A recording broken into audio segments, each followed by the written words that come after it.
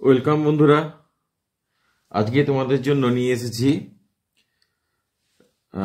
পশ্চিমবঙ্গ মধ্যশিক্ষা পর্ষদের যে নতুন 2023-24 টেস্ট পেপার বেরিয়েছে তার পেজ 247 পাতার প্রশ্নের সমাধান নিয়ে। তো তোমাদের কাছে এটা খুবই গুরুত্বপূর্ণ হতে যাচ্ছে। তোমরা ভিডিওটা স্কিপ না করে প্রথম থেকে শেষ পর্যন্ত দেখো। যারা এবছর মাধ্যমিক দিতে যাচ্ছ তোমাদের কাছে তো অবশ্যই খুবই গুরুত্বপূর্ণ, এবং যারা সামনের বছর মাধ্যমিক দেবে তাদের জন্য খুবই গুরুত্বপূর্ণ। তোমরা এই জিনিসগুলো যদি ভালো করে করতে পারো তাহলে কিন্তু তোমাদের পরীক্ষায় খুব একটা অসুবিধা হবে না। আমি তোমাদেরকে ডিটেলসে এই প্রশ্নগুলোর উত্তর বলে দেবো, তোমরা প্রথম থেকে শেষ পর্যন্ত দেখো। আচ্ছা, আমি তোমাদের খ বিভাগের ওই 2 নম্বর দাগের যেগুলো very short answer type question, যেগুলো 1 নম্বরের, তার উত্তরগুলো তোমাদেরকে বলে দিচ্ছি। তোমরা দেখো, বায়োগ্যাসের প্রধান উপাদান কি? বায়োগ্যাসের প্রধান উপাদান হলো মিথেন। ঠিক আছে, এরপরে অথবা দিয়ে যেটা আছে, মিথেন হাইড্রেটের সংকেত লেখো।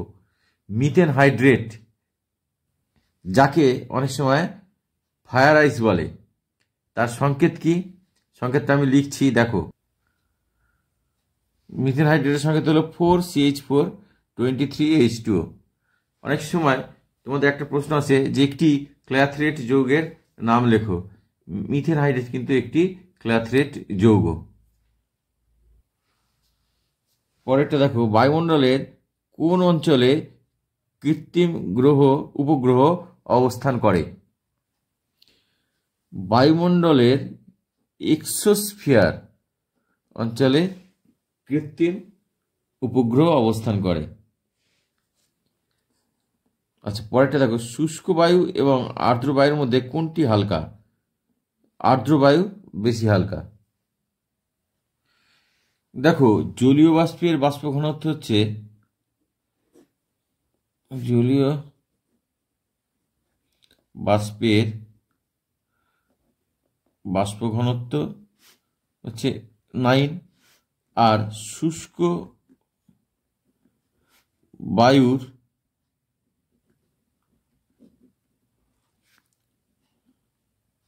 বাষ্প ঘনত্ব প্রায় 14.45।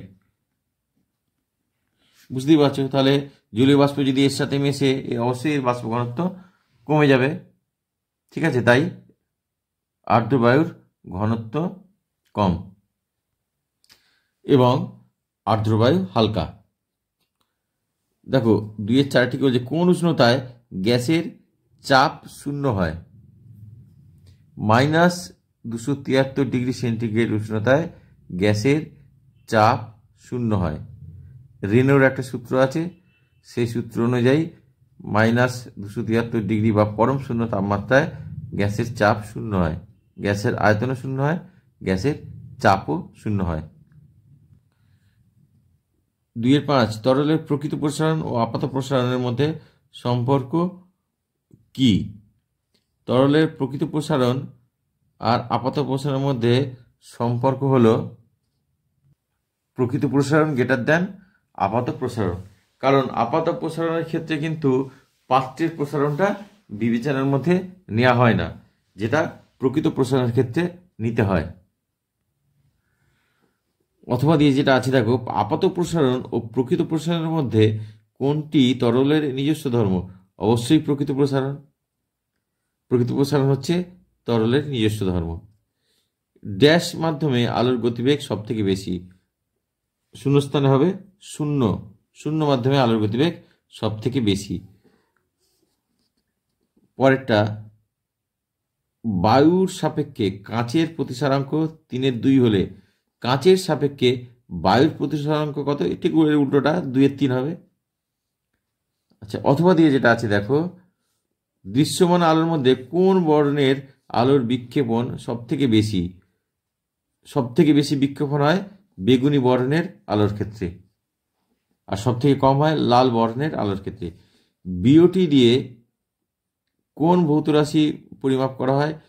বিওটি কথার অর্থ হলো বোর্ড অফ ট্রেড ইউনিট। এটা হচ্ছে তড়িৎ শক্তি মাপার একক। একটি বাল্বের গায়ে লেখা আছে 220 ভোল্ট 1000 ওয়াট, বাল্বটির রোধ কত? দেখো 100 ওয়াট মানে কি ক্ষমতা পি, আর বিভব প্রভেদ ভি হচ্ছে 220 ভোল্ট। এখন ক্ষমতা P is equal to V into I, তার মানে আই ইজ ইকাল টু কি পি বাই ভি। পি মানে হচ্ছে কত 100 বাই 220, এটা অ্যাম্পিয়ারে হবে, ঠিক আছে। এখন রোধ আর ইজ ইকাল টু কত ভি বাই আই, আই হচ্ছে প্রবাহ মাত্রা, তাহলে রোধ আর ইজ ভি বাই আই মানে হচ্ছে ভি কত 220 ভাগ 100 বাই 220, আই আই হচ্ছে যে 100 বাই 220 সমান সমান 220 গুণ 220 বাই 100, তাহলে এই শূন্য কেটে গেল, এই শূন্য কেটে গেল, তাহলে 22 গুণ 22, তাহলে 22 দুগুণে 44, 4 হাতে 4, 22 দুগুণে 44, 48, তাহলে এত ওহম।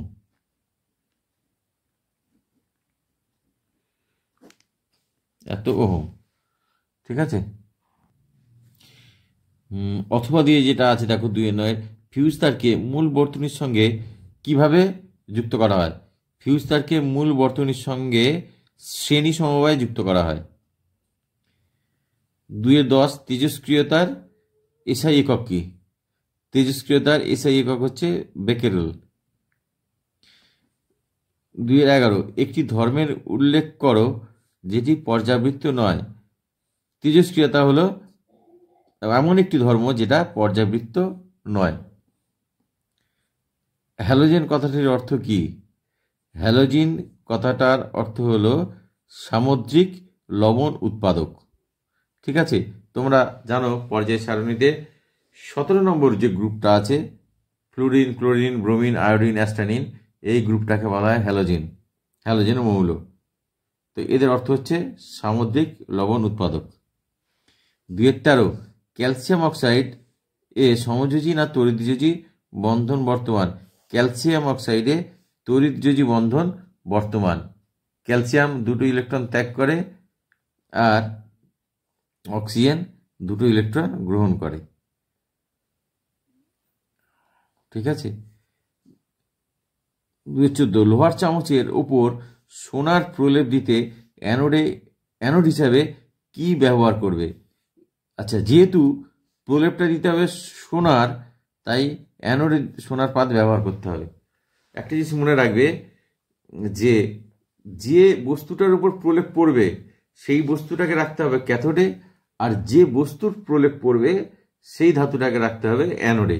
যেহেতু সোনার প্রলেপ পড়বে তাই সোনাটাকে রাখতে হবে বা সোনার পাত্রটাকে রাখতে হবে অ্যানোডে, এবং লোহার চামচ যার উপর প্রলেপ পড়বে সেটাকে রাখতে হবে ক্যাথোডে, ঠিক আছে।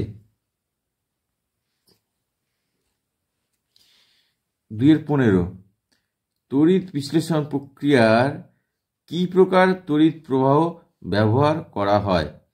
তড়িৎ অ্যাকচুয়ালি এখানে বিশ্লেষণ প্রক্রিয়ায় হবে। তড়িৎ বিশ্লেষণ প্রক্রিয়ায় ডাইরেক্ট কারেন্ট বা সমপ্রবাহ ব্যবহার করা হয়। এবার অথবা দিয়ে যেটা আছে দেখো, তড়িৎ বিশ্লেষণের সময় কোন তড়িৎ দ্বারে জারণ ক্রিয়া ঘটে? আচ্ছা, জারণ ক্রিয়া মানে কি? যেখানে ইলেকট্রন ত্যাগ করে আয়ন, ঠিক আছে। ঋণাত্মক আয়ন বা অ্যানায়নগুলো কি হয়? অ্যানোডে যায়, গিয়ে ইলেকট্রন ত্যাগ করে, তার মানে জারণ প্রক্রিয়াটা ঘটে অ্যানোডে, আর ক্যাথোডে ঘটে বিজারণ প্রক্রিয়া। আচ্ছা, 2-16 বাম স্তম্ভের সঙ্গে ডান স্তম্ভ মেলাও। থার্মিট পদ্ধতির সঙ্গে সম্পর্কিত 0.88 আপেক্ষিক গুরুত্ব কিভ যন্ত্রে প্রস্তুত অ্যানোড মাডে পাওয়া যায়। আচ্ছা, থার্মিট পদ্ধতির সাথে সম্পর্কিত হচ্ছে আয়রন। 0.88 আপেক্ষিক গুরুত্ব, এটা হচ্ছে লাইকার অ্যামোনিয়া। কিভ যন্ত্রে প্রস্তুত করা হয় H2S, আর অ্যানোড মাডে পাওয়া যায় গোল্ড বা AU। এবার দেখো 2-17 CH3CH2CH2OH এর ইউপ্যাক নাম লেখো। আচ্ছা দেখো এখানে 3টে কার্বন আছে, 1 2 3, এবং প্রথম কার্বনের সাথে OH গ্রুপটা যুক্ত আছে। এটা হচ্ছে অ্যালকোহল গ্রুপ, OH থাকে সেটা হচ্ছে অ্যালকোহল। হ্যাঁ, আর 3টে কার্বন থাকলে সেটাকে বলা হয় প্রোপান। প্রোপানের সাথে অ্যালকোহল থাকলে, OH থাকলে অল, প্রোপান অল, তাহলে এর নাম হবে প্রোপানল। প্রোপান অল, অ্যাকচুয়ালি প্রোপান অল বা প্রোপানল। ঠিক আছে, পরেরটা দেখো বলছে যে অথবা দিয়ে যেটা আছে, একটি জৈব বিশ্লেষ্য পলিমারের নাম লেখো। একটি জৈব বিশ্লেষ্য পলিমারের নাম হতে পারে সেলুলোজ বা শ্বেতসার। ঠিক আছে, 2-18টা দেখো, পিভিসি এর মনোমার কি? পিভিসি হচ্ছে একটা পলিমার যার নাম হচ্ছে পলিভিনাইল ক্লোরাইড। তো এর মনোমার কি? এর মনোমার হচ্ছে ভিনাইল ক্লোরাইড। পলিভিনাইল ক্লোরাইড হচ্ছে পলিমার, আর মনোমারটা হচ্ছে ভিনাইল ক্লোরাইড। তাহলে বন্ধুরা আজকে এই পর্যন্তই থাক। তোমরা এগুলো বাড়িতে ভালো করে প্র্যাকটিস করবে। আশা করি তোমরা পরীক্ষায় ভালোই করবে। আর তোমরা যারা এখনো এই চ্যানেলটাকে সাবস্ক্রাইব করোনি, তোমাদেরকে বলবো তোমরা এটা চ্যানেলটাকে যতটা তাড়াতাড়ি সম্ভব সাবস্ক্রাইব করো, যাতে করে নতুন ভিডিও আপলোড হলেই তোমাদের কাছে চলে যায়। আর ভালো লাগলে লাইক করো, আর বন্ধু বান্ধবদের মধ্যে শেয়ার করো। আর তোমাদের কিছু বলার থাকলে তোমরা কমেন্ট করে জানিও। তাহলে এখানেই শেষ করছি, ভালো থেকো।